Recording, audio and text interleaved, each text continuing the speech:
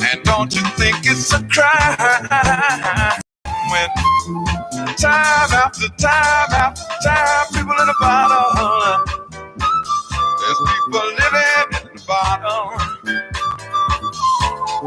Listen to me. See that sister, her shop was fine. She's trying to take it mine to the bottom. She told me, oh man, committed a crime. He's doing time. Now she's hanging in the bottom. I seen her out there on the avenue all by herself. She sure need help from the bottom. I seen her, your man tried to help her out. She cussed him out and they hit him in the head from the bottom. They turned to me, they asked me, Gilda, don't you think it's a crime? No way. And time after time after time, people in the bottom. Hey, there's people showing up in the bottom. Give another good example. You see that jet in a wrinkle suit there, nothing damn near blown this. Okay, welcome to the Reality Check with Charles Butler here at Red State Talk Radio. Oh man, I can tell you, it's been busy today, and it's hot as all bejeebies here in Chicago. I have friends that are actually moving out of the city. While they're not selling their homes and condos yet, they're physically leaving and renting places in the suburbs. I only bring this up because you hear about it, but to actually have friends who are doing it, that's an entirely different thing. And my friends are moving. And these are people who are common sense, pragmatic. They may have been Democrat or vote Democratic, but, you know, they kind of see the light. And they're beginning to see the Democrat Party for what it is, which is what it is. A left-wing, left-leaning cult organization and cult kind of existence. And if you don't go along with the cult, then you're a bad person. You're not politically correct. I remember I was dealing with a group, and it was run by a guy who was at a university, and he actually talked about being politically correct. And he thought this was a good thing. How, you know, we need to be politically correct. And I mean, man, this is America. I wanted to say, you effing idiot. This is America. We need to be politically. You can get black people to do anything. All you have to do is put something up different. Now, except for people like Joe Biden, you cannot get black folks to move off of voting for that D, because their mama and daddy did, and their grandmama did, and their great granddaddy and grandmama did. And they don't even realize that the reason black folks were Republicans in the first place is because the Democrats wouldn't let them register to vote. So when Democrats took over the South, they took away the right people. Why is it that it's Democrats who kept black folks from voting? You know, they want to, well, they were Dixiecrats. No, not all Southern Democrats were Dixiecrats. Let's be clear. Oh, you know, I'm thirsty as I don't know. Well, as I don't know what, man. It's hot out here. So, U.S. businesses in China, this is in the Wall Street Journal today. U.S. businesses in China are pushing back against a looming Trump administration prohibition on the Tencent's WeChat app. It won't help. Trump doesn't care what you think. Trump's a businessman. He's putting national security. He's putting the natural interest ahead of your damn profits. Unlike you unpatriotic capitalists who would sell your mama, would sell your enemy the rope to hang yourself with. I forget who made that quote. Was it Trotsky? That a capitalist would sell you the rope to hang you? Oh man. And if it didn't make sense then, it certainly should make sense now. So there's a lot of interesting things going on. I want to extend our prayers to the folks facing the hurricane down in the Gulf Coast, Hurricane Laura. Thank God she slowed down. And she's a Cat 4. I think she's a Cat 2 now. But man, I tell you, those hurricanes, you don't play. They're serious business. Very serious business. You know, Fort McKinley is always an interesting place. And I've made it a kind of hobby of to visit American Revolution spots of history, points of history, and Civil War points of history. Overseas, you know, it's really interesting that if you want to go to Normandy, D-Day, you want to go to these places, Calais, you really have to be wanting to go to those places to get there because they're not tourist attractions, okay? But here in America, we have plenty of battlegrounds that have been designated as battlegrounds in national parks throughout the country. It's really interesting. And I'm thinking, because I just drew a blank, I was getting ready to look something up. And I'm trying to figure out if it was the American Revolution or the Civil War that I was getting ready to focus on. I was getting ready to go through. Don't you hate when you do that? You have a thought and you lose it. What was I going to Google? Was it, let's see, wasn't the Boston Massacre? Shoot, I can't remember. Oh, Fort McHenry, that's what it was. The Stars Spangled Banner. That was written by Francis Key. And the lyrics of the of the Star Spangled Banner. And I used to love this song. Notice I said used to love this song until I discovered a meaning in the Star Spangled Banner that shocked me all to hell. Okay. Now, it's really interesting that before 1931, there were other songs that served as and the official song of America, like Hail Columbia, that served the purpose as at official functions for most of the 19th century. And then My Country 'Tis of Thee. You remember that one? My country 'tis of thee, sweet land of liberty, of thee I sing. Land of my, you know, you get it. And, you know, I haven't sung that song maybe in 40 years. Hadn't thought about it, but I was, you know, just doing a little prep work here for the show. Then America the Beautiful was considered the national anthem for a while, the Star Spangled Banner. So they pick up the Star Spangled Banner, okay?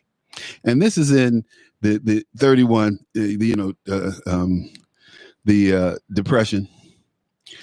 And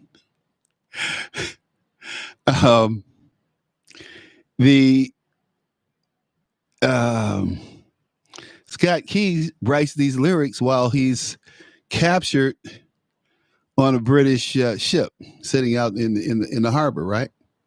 Now, you have to remember that for those of you who are familiar with D.C., you have Upper Marlboro, which is right outside of D.C., Prince George's County. And, you know, you have Alexandria, which is the other way, southern in Virginia.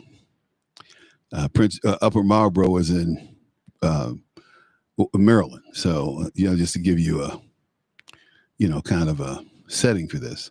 So Key and Skinner boarded a British ship, the flagship actually of the flotilla in the bay, and they spoke with Major General Robert Ross, and Vice Admiral Cochrane, and they had dinner. Okay, while the two officers discussed war plans. And at first, Ross and Cochrane refused to release Beans, but relented after Key and Skinner showed them letters written by wounded British prisoners praising Bean and other Americans for their kind treatment. Okay. Now, their objective when they went aboard this ship was an exchange of prisoners. One was a elderly physician. His name was William Bean, and that's who they were trying to get out, right? William Beans. Now,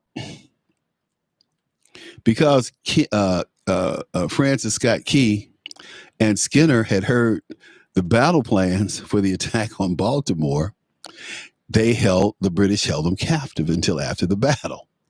Okay. And I was always wondering, what the hell? And I know you're talking about why is Charles talking about Mount Henry? Because I'm going to give you a little history on Fort Henry. I'm going to give you a little history on Fort Henry and the Star Spangled Banner that you may not know about. So Francis Scott Key sat there bound on the deck, and he's looking at Fort Henry taking this beating, right? And there above, all the bombs bursting and the shells bursting and the men screaming and the horrors of war all around him is the flag. He can see the flag. And so he sits down and he pens this lyric. And the Navy first adopted the Star Spangled Banner in 1899. And in 1916, Woodrow Wilson ordered that the Star Spangled Banner be played at military and other occasions, playing the song 2 years later during the seventh inning stretch at Game 1 of the World Series.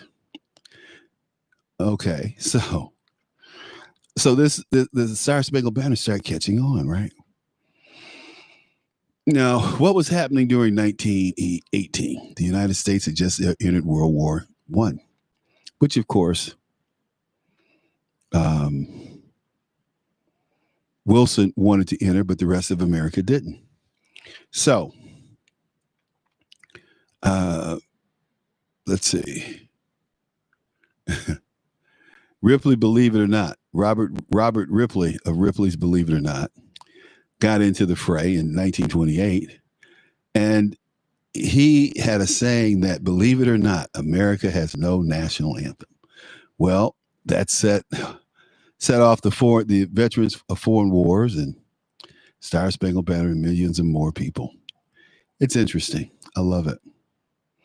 So comes 1931, Herbert Hoover, and he signs a bill making the Star Spangled Banner the official national anthem of the United States of America. So here we go. And the British failed, by the way, to take Fort McHenry. And the bombs were bursting, and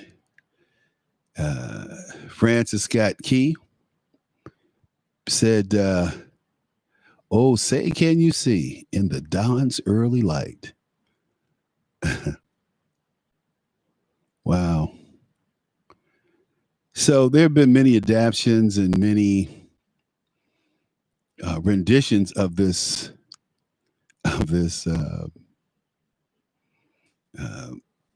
what do you call it? Song. But the thing that I wanted to share with you, and I'll get to it now, is that the Francis Scott Key was a slaveholder, and he had slaves back in Maryland. And, here he is on this ship, and they're freedmen on the ship, because see, if blacks went to fight for the British, they were freed, and they were referred to as freedmen. They were black, freedmen. So in the original lyrics of the Star-Spangled Banner, our national anthem, it says this: "Oh, thus be it ever, when freedmen shall stand between their loved homes and the war's desolation. Blessed with victory and peace, may the heaven rescued land praise the power that hath made and preserved us as a nation. Then conquer we must when our cause is just. And this be our motto: in God we trust. And the Star-Spangled Banner in trumpet shall wave over the land of the free and the home of the brave." How about that? Race, black, race, white, black, race is part of Americana. Why do people try to tell us that race doesn't matter? Why do people try to tell us that, well, race really isn't a big deal? Race in America is part of the very fabric of America. I just gave you an example. The national anthem that was penned in 1812 becomes the official national anthem of the country in 1931. And they're talking about the freedmen. Oh, thus be there ever, when freedmen shall stand between their loved homes and the war's desolation. Keep my day job, right? Hey, but look, I'm just telling you, I'm just sharing this with you because most people don't know that that stanza exists. It's about black folks being free to pursue the American dream instead of being slaves like they were on Francis Scott Key's state and on his plantation. Amazing, isn't it? You can't make this stuff up. Remember, people, I always tell you that reality and history is far more fascinating than fiction. Far more fascinating than fiction. Anyway, that's just what I wanted to share with you today as we get started. That took a little long, but hey. Let's see. Mike Pence. Man, last night I thought he hit it out the park. And Mike is usually a pretty dry guy, if you ask me. But last night, he hit some good notes. President Trump is going to rock and roll tonight, folks. This is going to be one you want to DVD. This is one that you want to not only DVD, you want to record it and put it somewhere for posterity. I'm telling you, because Trump's going to hit it out of the park tonight. Why do I say that? Because Trump's Trump. This RNC has been heads and shoulders above the DNC. As I've said before, many of you commented that you thought the same thing, that you were looking for Jerry Lewis to jump out of the DNC last week and ask for a donation. And I can tell you that that didn't happen. Man, oh man, oh man. Oh, say does that star-spangled banner yet wave? So Pence did a good job, as I said before. The president formally accepted his nomination as vice president and held support for law enforcement amid protests sparked by police violence in Wisconsin. He talked about the killing of George Floyd and some other things, and he's right. But as some details broke today, that what did they say?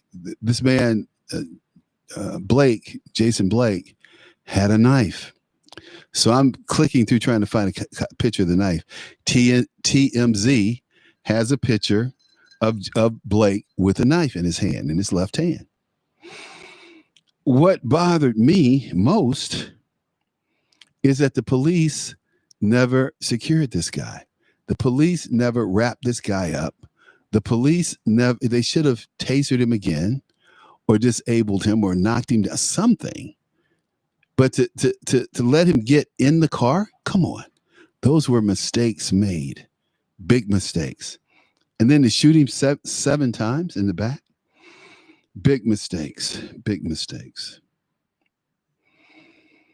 And then we have protests that are not well thought through. What do I mean by that? The NBA decides, and some players decide they're not going to play in protest of the violence in Kenosha. By the way, it's just right down the Milwaukee and Kenosha are like 30, 40 miles apart. I think they're like 40 miles apart. And the basketball players from the Bucks, Milwaukee Bucks, staged a boycott in protest of the Blake shooting, and other sports leagues followed suit. People are tired.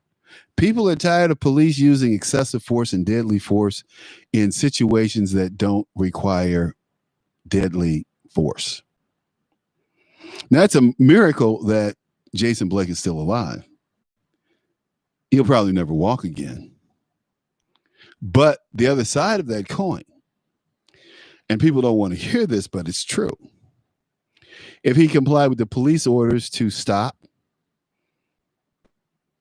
to put his hands up or put his hands behind his back, he probably would not have gotten shot. Now, he had already been in an altercation with the police. Did you hear me? He had already been in an altercation with the police. And he beat the cops up, got tasered, and walked away. Oops. Beat the cops up, got up off the ground, and walked around the car, at which time I saw, if it's true, if it's all, there, and TMZ said it was, he had a knife in his left hand. Did that warrant the police officer shooting him? No, but it certainly, they should have got his attention. Someone should have had a billy club and hit him in the back of the head. Taser didn't work. Hey, something, you got problems here. Deal with them. Anyway, it's amazing. But these police are going to be, I think they made some mistakes. I think they made some very key mistakes. One, in not getting this guy down before he got to his car and in his car. That was their biggest mistake. But who knows what they were trying to do or what was on their mind, since they'd already tasered him, and that didn't stop him. They wrestled with him. He beat him. He beat them. 2 cops, 3 cops. And so I was having a discussion today in a barbershop, and one of the barbers said, well, that little guy beat those 3 big. What difference does it make? Little, big, he did it. Why are we arguing about what happened? Why are we arguing about his size in physically beating these officers, and they could not control him physically? What does that have to do with anything? The reality is they could not control this man physically. He beat him up. And he paid for it because, they came back and when he reached into the car, how did the officer know what he was reaching for? Could have been reaching for a gun. People said, well, he wasn't because his kids. I don't know what he was reaching for. But at that point, why take a chance? This guy hadn't complied to any other lawful orders to stop. And then we understand that the Wisconsin DOJ said that Blake had a knife. You go, Blake had a knife. What do you mean he had a knife? I didn't see a knife. I didn't see no stinky knife. Yeah, you may not have, but the reality is Blake had a knife in the car and or in his hand when they shot him, depending on where you look. Okay? So did he put the knife in the car or was he already carrying the knife? Who knows? All I know is when the police gives you a command, it's not one to be questioned, it's one to follow.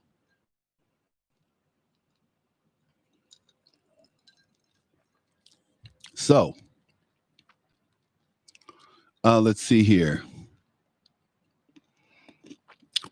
Officers, they say, arrived at the scene. There's plenty of summer fun left during and attempted to the patio summer clearance at the Great Escape, where you save 50% store-wide on patio collection. Hold on. And attempted to arrest this guy, right? And the guy, at one point, they used a taser in an attempt to stop him, but the attempt was unsuccessful, said the DOJ report. They say Mr. Blake walked around his vehicle, opened the driver's door, leaned forward. While holding on to Blake's shirt, Officer Shinsky fired his service weapon 7 times. Officer Shinsky fired his weapon into Blake's back. No other officer fired their weapon. Amazing. So they retrieved, he did have a knife at the time, and he admitted he had a knife, which was recovered from the driver's side floorboard. And there were no other weapons in the vehicle, but there were kids in the vehicle. It was horrible. It's horrible what happened. However, we have to put some blame on Mr. Blake.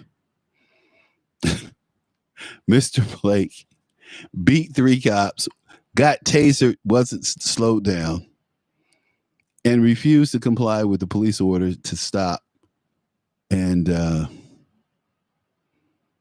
stop. Should he have gotten shot 7 times? Should he have gotten shot 1? Who knows? All I know about is at this point, the police officer realized that he had a situation that was out of control and could be life-threatening to him. Because Mr. Blake reaching in the car, he could have pulled out a gun. He could have pulled out a knife. He could have pulled out anything. So the question becomes, what's enough reaction to put down an attack? And, in this case, the police officer shot until the guy collapsed. Amazing. But he'll be okay. He'll be okay.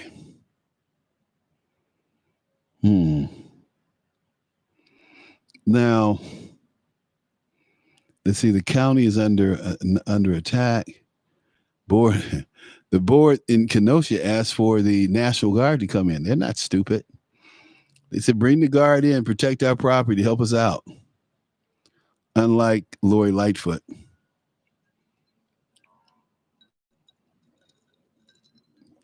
I was laughing because this young man who did the shooting, the 17-year-old, they have a clip where they interviewed him ahead of time. And I knew this yesterday. From some work I had been doing, but they had a clip, and they interviewed this young man about a half an hour before he ended up shooting these people, and he was standing there all big and bad with his his AR-15. Someone has to protect these people's property since they won't. So I guess the protesters started chasing him, and he's running, man. I mean, so the reporter who'd interviewed him looked up and said, yeah, there he is. We just interviewed this guy. So they're following him. He slips and falls. And He slips and falls on the pavement. And I'm sure what went through his mind was like those zombie games, like when you fall in those zombie games and you turn around and you start popping people. I'm sure that's what's happened to him. And he panicked after he fell and these people started gaining on him. And he didn't know what was going to happen. And he got off a few rounds and people scattered. And then he got up and, exited stage right. But he killed 2 people. He's in big trouble. His vigilantism has gotten him into big trouble. And it's too bad. He's 17 years old. Man. Now, protesters. Wow. These protesters are jumping up, kicking people. And it's just crazy what these kids are doing. And the kid sitting there with his gun. Everybody put their hands up. Let me tell you, they left him alone. They left him alone. In fact, you see one black guy kicking the guy, and he didn't shoot him. He jumped up and kicked this guy. He should have shot him. He didn't. Wow. They took pictures of all this stuff. Man, this is serious. Kenosha, Wisconsin. Locked and loaded. Kenosha, Wisconsin. Ready for action. Bring it on. Don't. Bring it on. Kenosha. Man, I told you my story about Kenosha. 1967. Man, this is amazing. I'm just looking at pictures and, folks rinsing their eyes out from the tear gas and things like that. But all of these protests, all of this out of control, we hate Whitey, we hate the establishment, we hate Trump. All you guys are doing is just pushing folks to vote for Trump.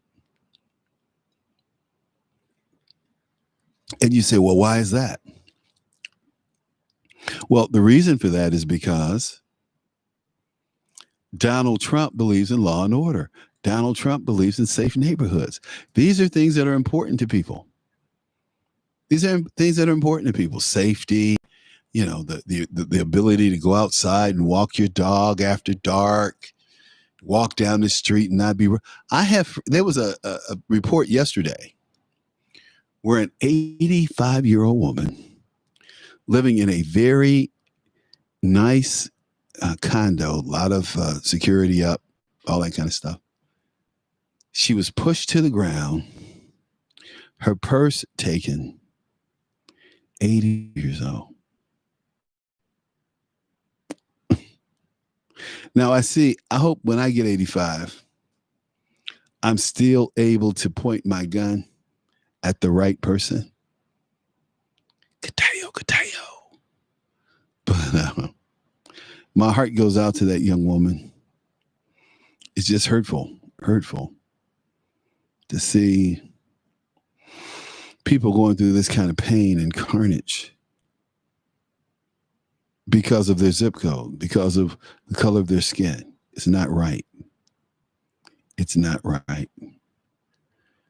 It's not right for these people to burn, to loot, to threaten. It was an article in Washington Post yesterday, and they were very clear about how Black Lives Matter. How did they say it? Black Lives Matter's proposal backfires. So what they were doing in D.C., they would go up to people who were dining and ask them to lift their fists in solidarity. I mean, really? So if I don't lift my fist, I'm not with you? Why are you talking to me? Why are you bothering me? I'm having dinner. That's how I feel. Whatever you think, whatever you want to do, that's fine. Just don't bother me with it. I don't care what you do. I don't care who you do it with. Just leave me alone. But these people don't want to leave you alone. Let's see. Let me see. I have a couple of comments out here. Jerry B. No refuge could save the hireling and slave from the terror or fight or the gloom of the grave. And the Star-Spangled Banner in triumph doth wave over the land of the free and the home of the brave. Jerry, was it a knife or his car keys? Nobody could tell from the video. That's a good question. It's a good question, Jerry. But Jerry, they say that it was a knife. That's what they blew it up and they said it was a knife. So I don't know. But I do know this. He did say Blake, he did say that he had a knife. He didn't say when and where. He just admitted to having a knife, from what I understand. So that's all good. That's all good. Woo, man, I tell you, it's amazing. It's amazing how this thing has blown up, and people won't address the issue. See, I think the real issue is that protesters, especially white protesters, think that they can throw rocks at cops and attack cops and there's no repercussions. Black protesters know that that's not true for them. They will get their butts spanked. I often say that if the Antifa had been black after the during Trump's inauguration, where you had people setting cop cars on fire and knocking out windows, just go back and look at it. The media didn't really want to cover it because it was so criminal. These were criminal acts. I don't care how you cover it. And this one, they kind of had some sense of morality, some sense of right and wrong before they got the Trump derangement syndrome, where anything against Trump is good. Anything against Trump is justified. No, that's not true. But I'll tell you what these few days have done, if anything. They've made Trump, and they've exposed the fact that Trump is a good guy. He's a good man. And these people genuinely that have interfaced with the president genuinely love the president. They generally like the president. I can tell you, I'm a Trump guy. Always have been, always will be. The fact that he used the N-word, I don't care. I use racial epithets myself. So, why am I going to get bent out of shape? Am I a racist? Do I hate white people? Do I go out and discriminate against white people? Do I go out and shoot at white people? Do I go out and single out white people because they white? Do I mistreat white people because they white? No. But in America, because our nation is so entrenched and involved and intertwined in race, it's always going to be a factor. Like people will say, my black friends, because they want you to know, yeah, I got black friends. I mean, I say my friends, they're just not white. Or you have a black guy say, my friends. He said, I have white friends. And people go, oh. I mean, we have a whole lot of things to deal with in terms of interpersonal relationships in America. We have a whole lot of things to deal with in terms of relationships in America. And more importantly, on an intellectual level, we have things to deal with, meaning in a lot of cases, re-educating ourselves and re-educating our children. And I'm not talking about revisionist history. I'm talking about American history. I'm talking about history that should be taught and we should all be proud of. We should all take an interest in. Let me tell you, I am too worn out today, but we're going to get through this. Now, Nancy Pelosi, and I want to do this before we leave. I want to do Nancy Pelosi because She does not want Joe Biden to debate Donald Trump. Now, you know why. And if you don't know why, I'm going to tell you why. Because Donald Trump will run circles around Joe Biden. He will make Joe Biden look like a buffoon. He will have Joe stammering and blinking. He tickles. That's my Joe Biden routine, okay? So Joe does not want to debate the Donald, okay? He does not want to debate the Donald. So let's play what Nancy Pelosi, Speaker of the House, had to say about Joe debating Trump. I myself, just don't tell anybody I told you this, especially don't tell Joe Biden. I don't think that there should be any debates. I do not think that the president of the United States has comported himself in a way that anybody and has any association with truth, evidence, data, and facts. I wouldn't legitimize a conversation with him, nor a debate in terms of the presidency of the United States. Now, I know that the Biden campaign thinks in a different way about this, but I thought what he did in the 2016 was disgraceful, stalking Hillary Clinton like that. I was disappointed that the press didn't say, go back to your station. You're not here. You don't own this stage. You have your own podium. She has hers. So I think that he'll probably act in a way that is beneath the dignity of the presidency. What's beneath the dignity of, you know what? I don't like if dignity of a president means being a coward. If dignity of a president meaning bent over showing your ass and kissing a king's ring, if being a dignity of a president means crossing your legs and flicking your wrist like a little girl, i.e. Barack Obama in all these cases, I don't consider that dignity. I consider it weakness. It's a weakness and a sickness. Barack Obama acts like a sissy. He's a sissy man who needs to be treated like the sissy that he is. Yeah, I said it, and I mean it. He went around the world apologizing for America's greatness. He's a foreigner. He's never been an American. He's never truly red, white, and blue. He's Hawaiian. They asked Barack, well, Mr. President, it's been said that you're lazy. You know what he said? Well, yeah, that's probably true because, I am from Hawaii. I didn't say it. Barack said it. See, people hate when you tell the truth, man. They can't take it when you tell the truth. Jerry just hit me with something here. And what did he hit me with? Did he hit me with something new? Let's see. No, it didn't hit me with anything new. But anyway, so I'm sitting here just kind of kicking it, man. And Pelosi's like, hey, look, Joe shouldn't do this because the president wouldn't have the decency of the office. And, they don't get it. Those things don't mean a hill of beans when you're getting things done. And this man has had to, as he said, drain the damn swamp. He had to tell Mitch McConnell, Mitch, I only got 4 years. I need this done now. Well, Mr. President, things don't move very fast up here in the Senate. We're looking at 2 years to get this done. Donald Trump said, hey, I want this done. I want you to look at this next week. Well, we're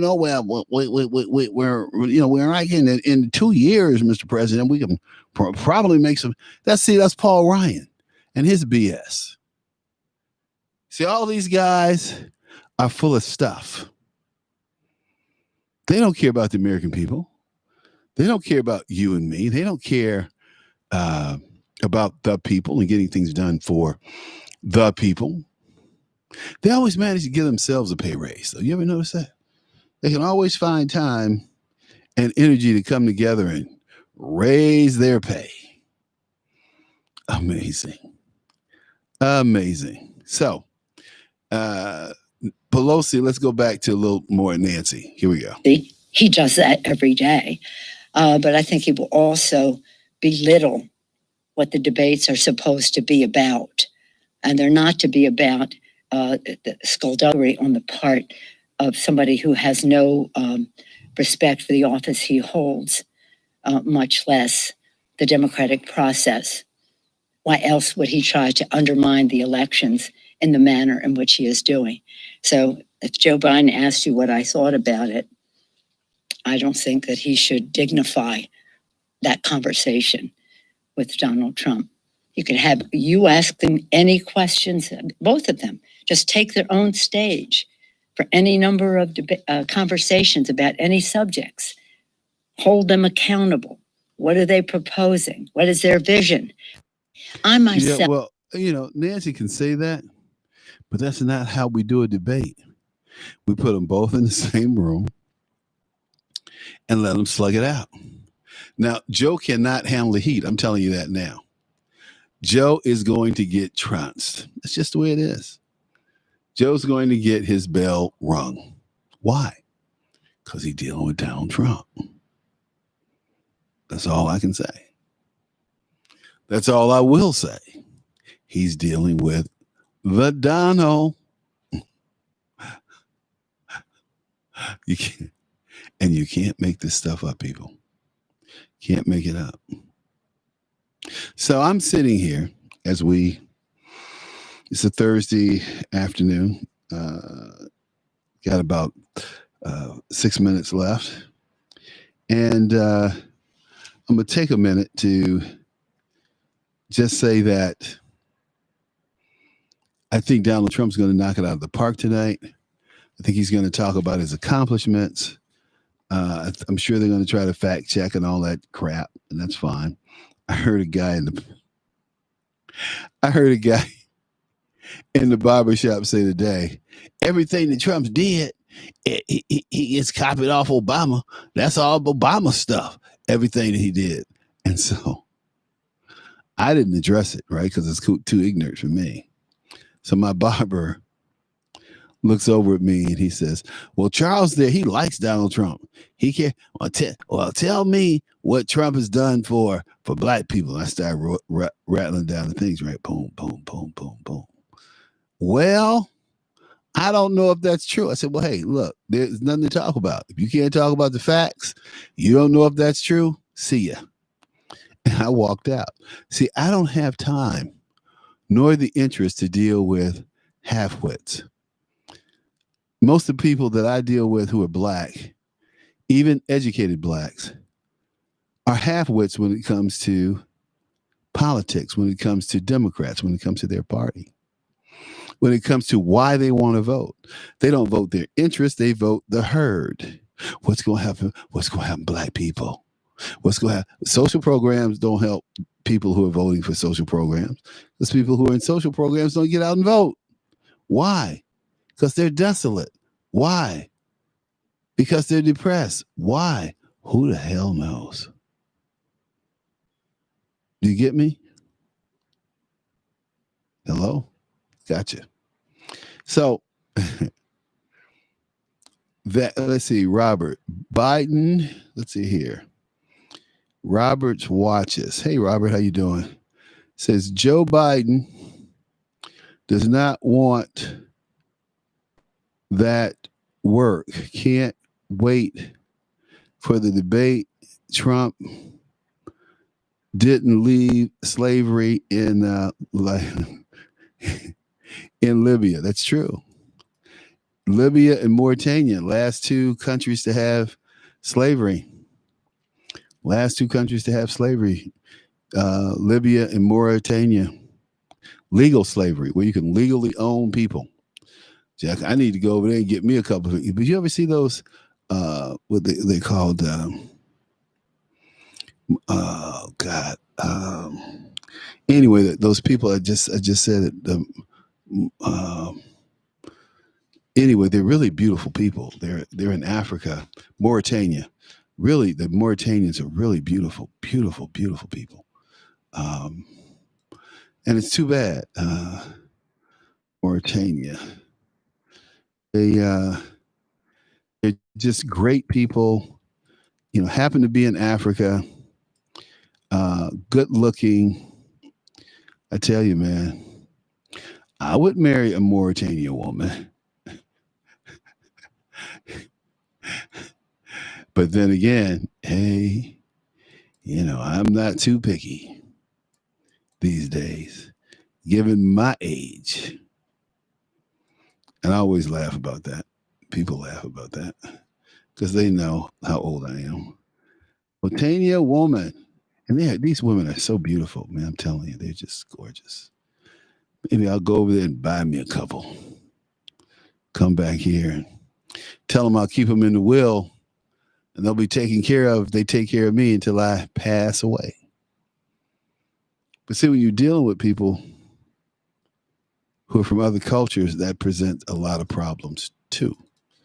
And a lot of folks don't understand it, but I do. I understand it well. But those are some pretty women. Beautiful, beautiful, all shades, all kind of features. Very, very Muslim. So, interesting. Hey, well, look, we're almost at the end of the hour.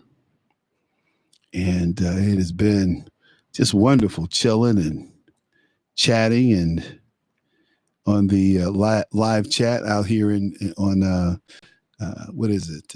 YouTube, the Reality Check on YouTube.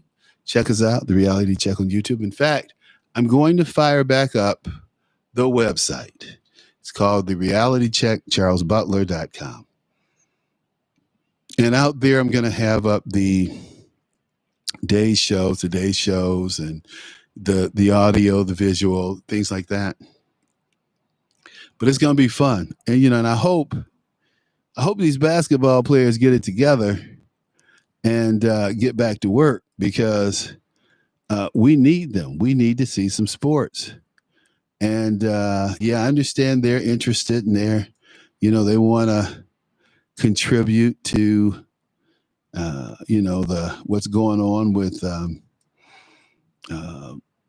Blake and George Boyd and all these other people. But hey, dudes, we need to see you play basketball. We need you to get our mind off of this for a minute. That's what we need. Keep that in mind, okay? So you got to keep it real compared to what? Boom, boom. Okay, let's do it. This, but Oops, that was Nancy. We're going to keep it real compared to what?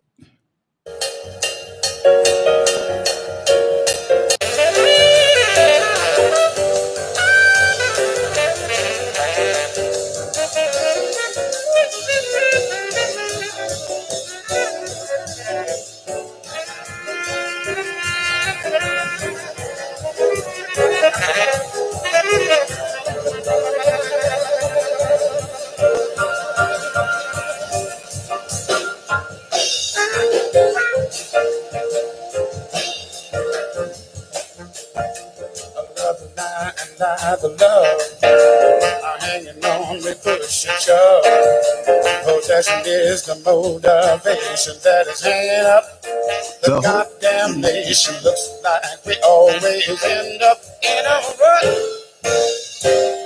Everybody now trying to make it real compared to what?